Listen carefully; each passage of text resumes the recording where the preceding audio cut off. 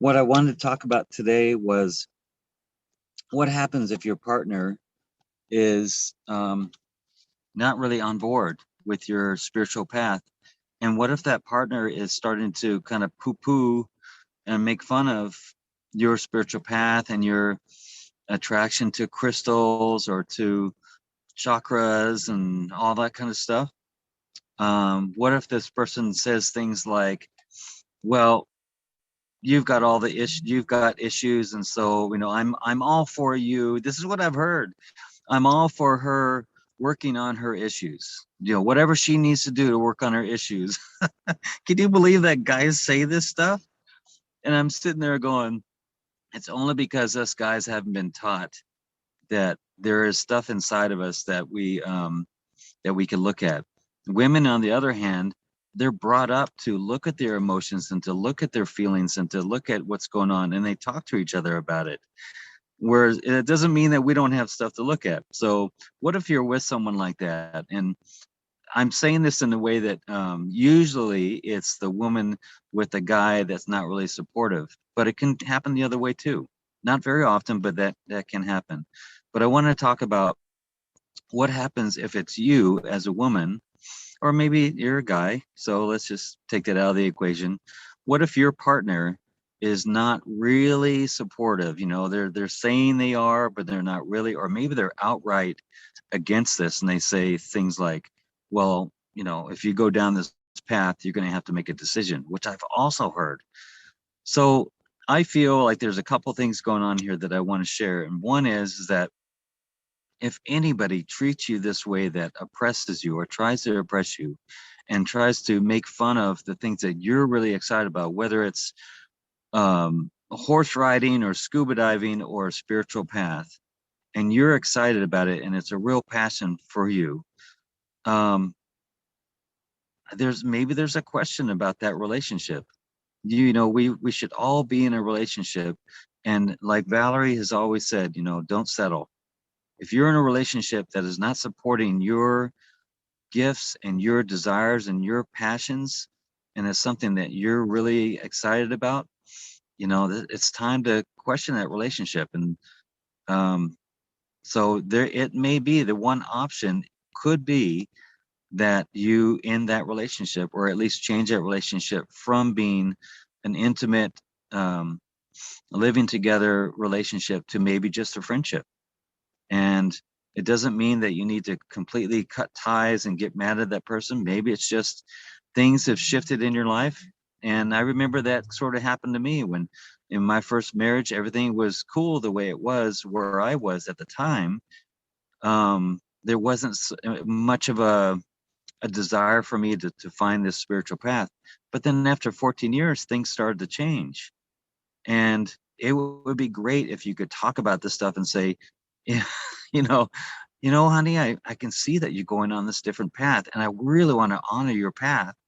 And so if that means that we need to split up because we're not in alignment anymore, let's do that. And let's do that consciously. Wow, wouldn't that be great if you could do that?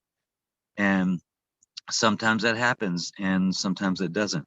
So there's a couple things that you could be recognizing, is that one is you've attracted someone, or you're in a relationship now that the person isn't really honoring you. And then, of course, it always comes back to, why did I attract this? Or what's shifted in my life now that I'm in this?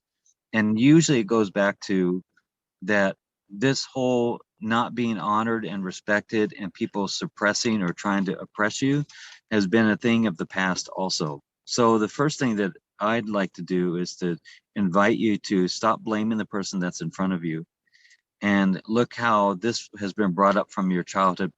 Most probably you've had what you're feeling now in your childhood, and it's being brought up right now in a really critical moment.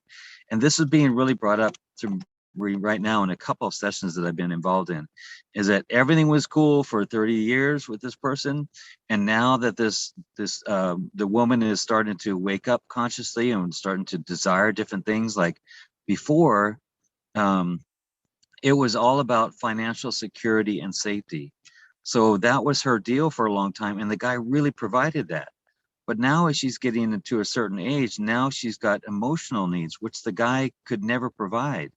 He just, he wasn't taught that, he wasn't trained in that way, and he can't get there for himself. So now she's saying, I need this, and he's going, I can't give it to you, and if you need it, then you might want to get a different partner, is actually what he's saying.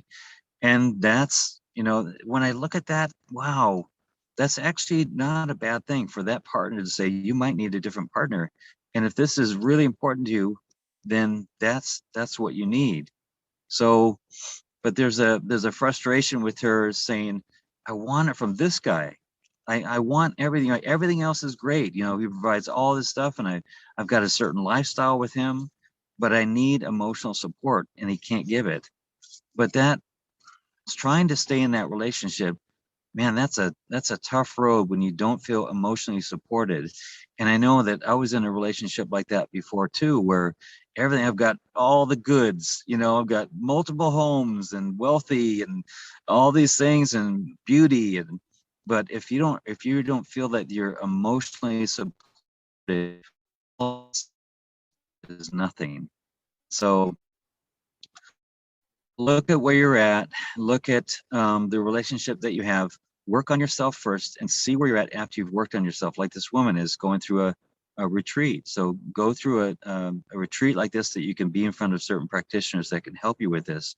Once you're done with that and you see where your own stuff is and where your own themes or where your own limiting beliefs and all that stuff, how you've attracted that, and get to where you can start to heal that and integrate that from your childhood, then see where you're at.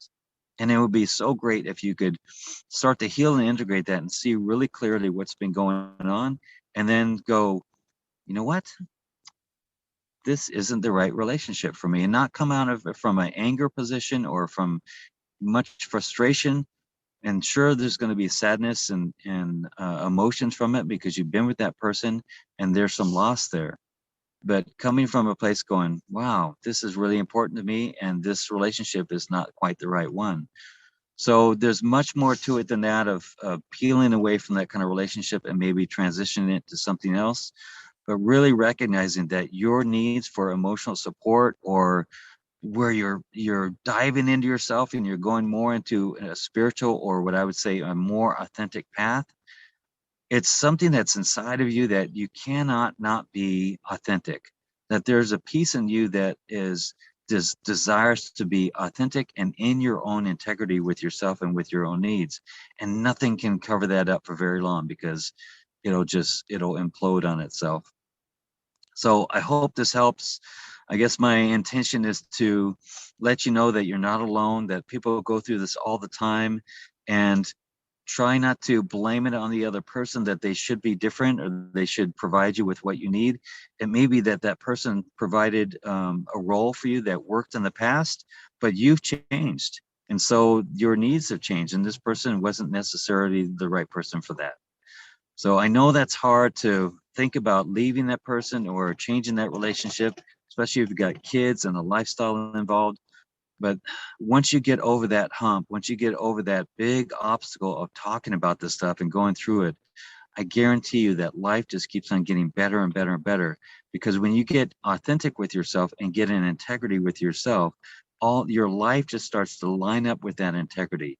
It's the coolest thing. Your health, your finances, your relationships, your job, all that stuff starts to line up because you become into alignment with your soul. I hope that helps. I love you. Thank you. Bless you. We're back on the road.